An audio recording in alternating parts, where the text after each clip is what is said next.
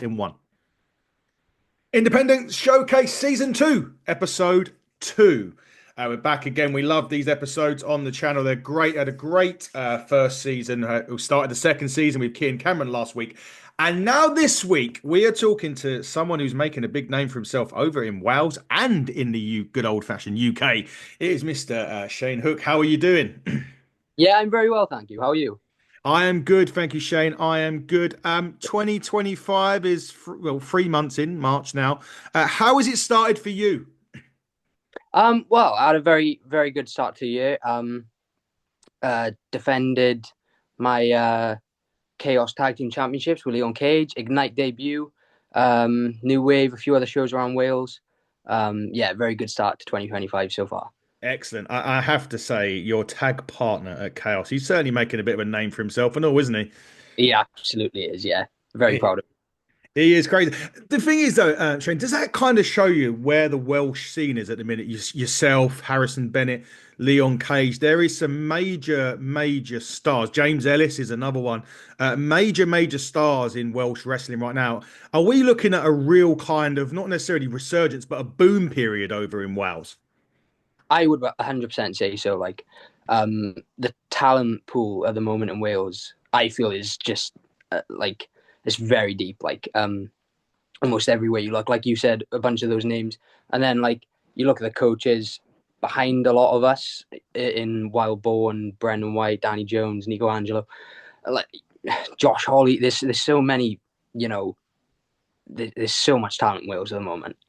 Yeah, there really is. I mean, you mentioned there the Greedy Souls as well, the tag team of Brendan and Danny. They're killing it as well. There's just so much going on in wrestling. I mean, how are you finding the scene right now in the UK? It just seems like there may be, I don't like to say this word, but there may be too much good talent because we're talking levels, right? And there is now so many people at that kind of tier. Is it not? I mean, is I suppose it isn't surprising you the fact that the WWE are bringing over their European tryouts this month.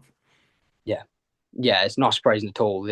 Like I said, like, and it's not even just Wales. Like you said, it's the rest of the UK and England, and it's just insane. And I think it's good because there is so much talent. It's keeping everybody, striving to get better and to uh, or almost like a healthy competition. So I think it's just the best for everyone. It's the best for fans as well to see so much of that insane talent. Yeah, it's very cool.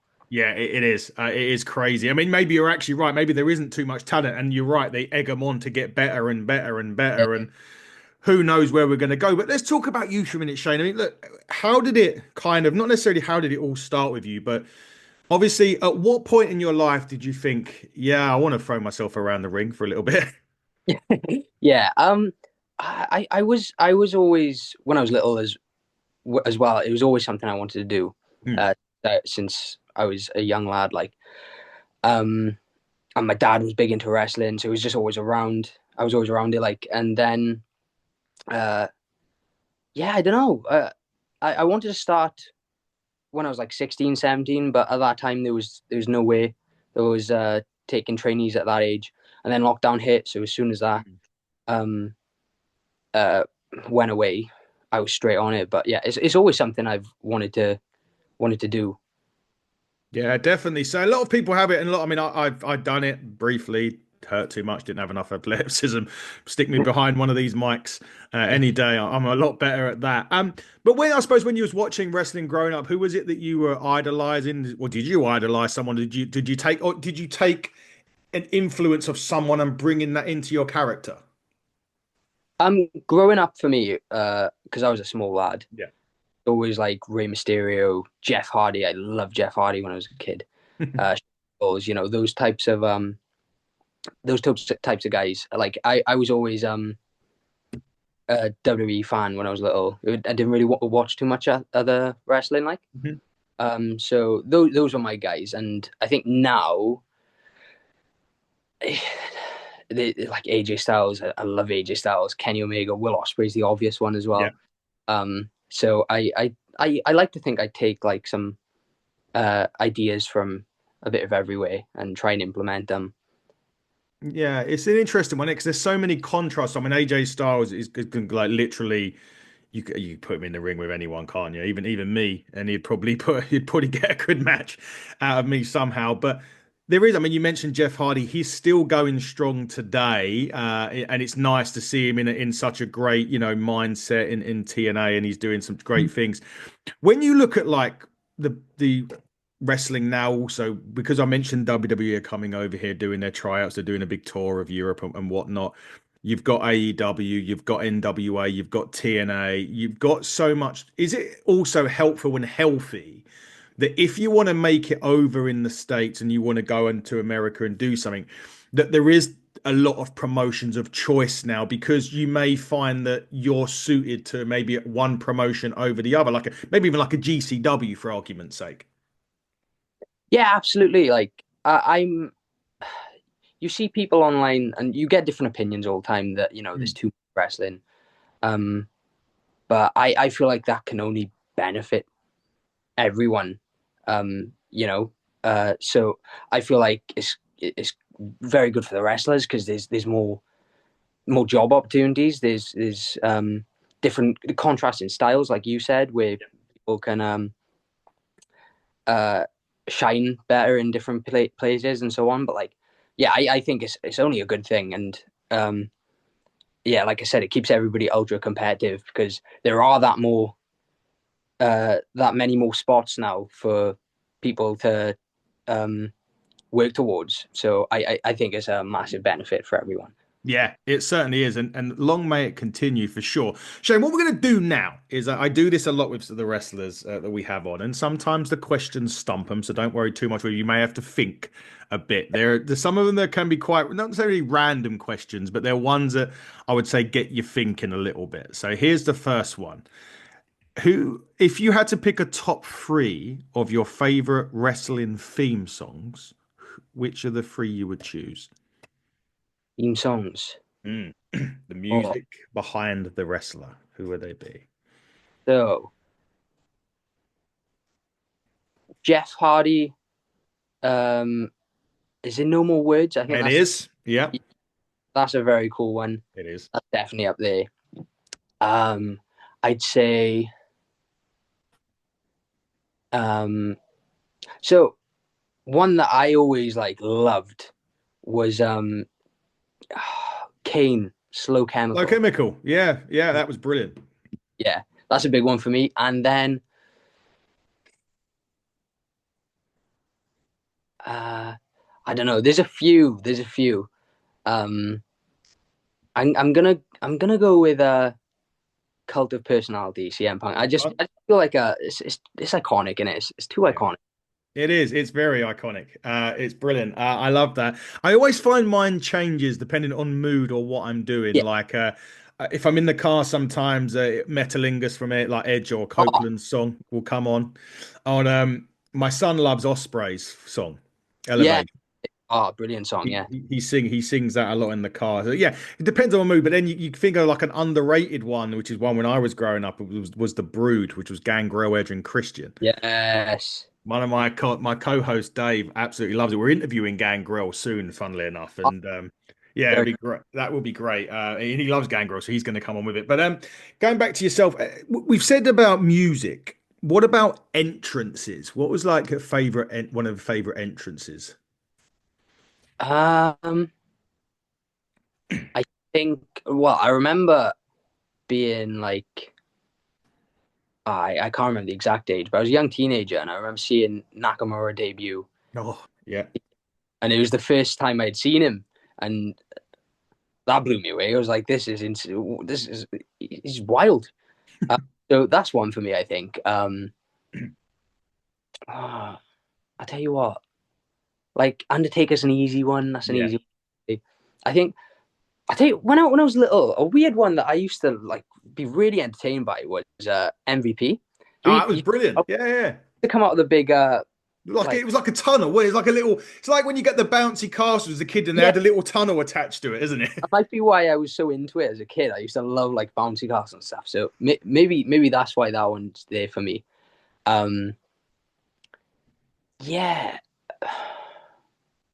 like there's loads I'm forgetting. Yeah. 100. Like um, yeah, I'd say those are probably the bigger ones. Um, like I said, Undertaker, Kane. When I love Kane, Don't even go there. That was the biggest one. That was just one that used to scare the shit out of me when that pyro went off. but for me, it was when Kane was unmasked and he had the Yeah. two different ways, and he was bald and the big scary. Like I was terrified of that as a kid. That's the most scary Kane in my opinion. Yeah, that was it actually was. When I was a kind of like going into teenager when he debuted with the mask. Obviously he was Isaac Yankem before that and a couple of other characters, but that scared me a little bit, even with the mask at first. I mean, I was only a kid ish at the time. Yeah, But when he got his mask off, that was a freaky one. But it was more the fact that his pyro changed because it changed from having the music on first, so you could expect it coming, yeah, to just bang, and and then that yeah. yeah, and that's when it changed for me. You mentioned bouncy castles quickly. You mentioned having fun as a kid. Me and my friends were still throwing each other around, giving each other F5s when we were 30. So there's nothing more to worry about that. Another question is, if you could, Dave, if you could like have a gimmick match, any gimmick match like you've seen on wrestling for yourself, who would it? Who would you? What would you have? Sorry, what would be the gimmick match that you'd want to put yourself in? Um, I'm yet to do a ladder match, and I really want to do one. So I think somewhere between that and like Hell in a Cell is always cool. Yeah, Uh, so I think it's somewhere between those two. But yeah, yeah, yeah. I think that's probably my answer there. ladder match. Yeah, would you jump off the cell? I think I tell myself that I would, then I get up. Oh, yeah. I think it's all nowadays, isn't it? Yeah, it's a lot bigger now. Oh, I think it's actually bigger nowadays than it was. I remember when I went over to WrestleMania. I think it was 20. It was 25. WrestleMania 25. And part of the WWE activities they could do is you actually was allowed inside the cell. Like they took you in, they walked you around, and funny enough, Hornswoggle was at the end of on the stairs signing autographs. But even just that alone, like walking around, because you understand what's happened in it, and Foley's just been thrown off, and all of this sort of stuff has gone on in the time. It was just a daunting thing because you just literally was inside the cell, and you're like, Jesus, what the whole thing around it was absolutely incredible. Almost like being in a haunted house, like type thing. Yeah. Well, yeah, the last thing I want, funny enough, after that, it was the Undertaker's graveyard was next to it. Oh So Christ, you yeah. go from that, me No, and Hornswoggle having a bit of fun, yeah, to the dead man's, all of the graves that he built. Obviously, this is when he was undefeated at WrestleMania, so it was all of that fun stuff. yeah. Imagine. Man, it was crazy. But yeah, so ladder match or Hell in a Cell for you. I don't quite think. Yeah. Well, it didn't happen at Ignite, and I don't quite think Ignite would be putting the ladders in anyway anytime soon. Um, but let's just start a little bit. I think there was one more. Sorry, yes. Last question on this before we start talking a bit more about yourself. So in wrestling now, you obviously got your dream matches, people that you would love to face, right? But here's your option. Here, you get a call, and they said, Shane, you're going to have a fatal four-way at a show. You can pick three other guys. One of them has to be Brit Rest. The other two can be whoever you want, and money's not a problem. Who are you picking to share that ring with? Probably, I imagine Jeff Hardy would be one of them, but who are you picking? Ah, see, I don't know if Jeff Hardy would be one nowadays. Ah, Maybe. So Brit Rest. yep, Uh, I'm gonna go. I'm gonna go with Leon Slater. I nice. would very much like to wrestle. Um, as for anyone else, Yeah, I would definitely. Yeah. Okay. Okay. I will put Jeff Hardy because that's one from growing up, and yeah. then from today, AJ Styles. AJ Styles. Oh, wait. That will be that's an incredible. That is a brilliant match, though, right?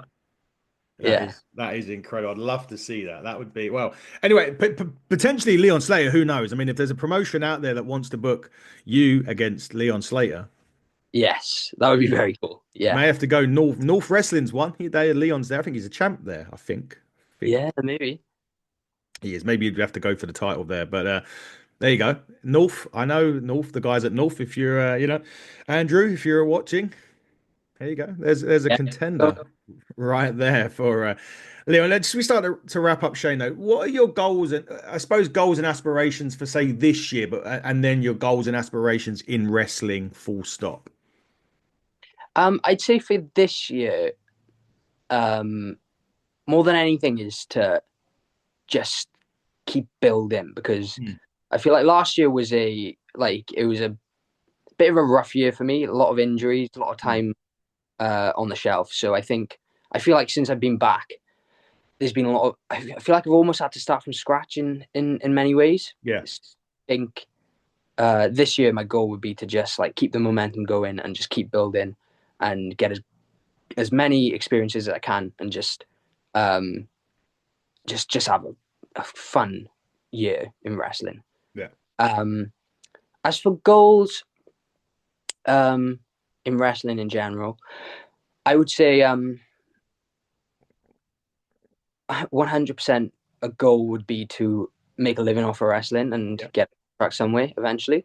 Um, that's the dream. But like even further than that, I'd say like doing a WrestleMania or an All In, uh, something of that um, caliber is the big dream. I think. Um, yeah, I think so. Hey, listen, dream big. It can always happen. And obviously, we wish you the best of luck in 2025 with that. But before you go, I can't let you go without you telling everyone, or at least promotions out there that are watching, if they would like to book an exciting Welsh talent, how do they do it? Um, well, my Instagram is Shane KR Hook, and my email is Shane hookerpw@gmail.com. I need to change. Uh, yeah, DMs are open. Uh, I'm absolutely up for wrestling anybody and everybody. I'm ready for 2025. So there you go. Promotions out there. If you want an exciting talent, you just heard where to go. Just go to Shane's Instagram, go to his DMs, go to his emails. It will be wonderful to see you everywhere this year, Shane. And I appreciate you coming to Ignite for us as well recently and having a whale of a match with your triple threat match that you had with Aluna and Harrison. That was a great match, and I appreciate you coming and showcasing your talents for the Hitting the Turnbuckle Championship as well. That was great to see you. But Shane, all the very best in 2025. We look forward to seeing you wherever you go. Guys, as we wrap up this one, I need to tell you that we're big thanks to Rob Van Dam for coming on the show. That was a great interview. Big thanks to Big Papa Pump Scott Steiner for coming on the show as well as Gangrel, who we're interviewing soon to keep it locked on that. HTT Buckle on Twitter, HTT Buckle on YouTube, Hitting the Turnbuckle podcast on Facebook, on Instagram, on Blue Sky, and on TikTok. Jesus, they get longer and longer and longer.